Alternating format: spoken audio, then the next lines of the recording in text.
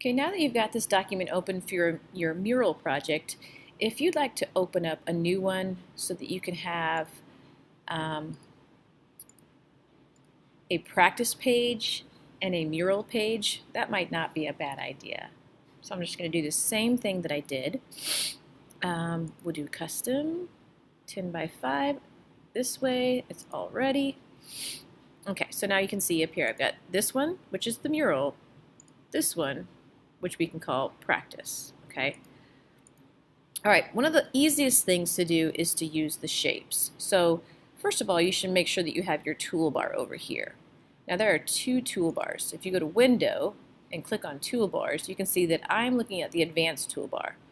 If you're looking at Basic, it looks like this. You don't have quite as many tools. So go up here to Window, Toolbars, and make sure you click Advanced because that gives you more tool options.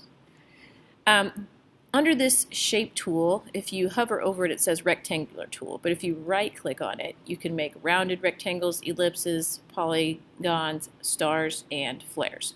Let's just practice making a rectangle. Now up here, if I make a rectangle right now, it will be white, so let's make it a certain color. And then this is the stroke, and let's make it a different color. Okay, so let's see what that does. If I hold and drag, I can make a rectangle almost as big as that. So you can see the inside of the rectangle is blue.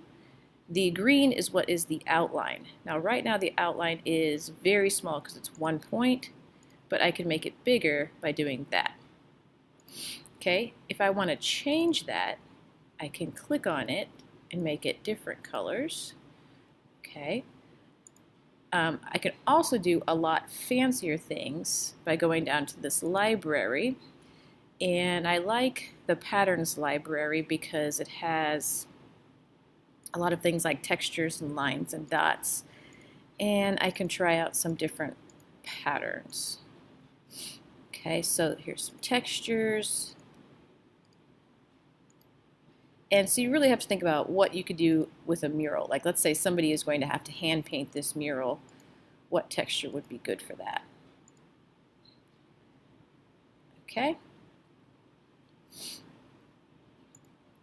And now if I want to change this to a different color, let's click OK. Oops. Now anytime you do something that you don't want to, like I didn't mean to do that, just go Command Z. Okay. So go ahead and try on your practice one. Here's my final one, and I've got my practice one. So those are both open, two different windows. Try to make a shape and change the inside color of it and also the thickness and weight of the outside color.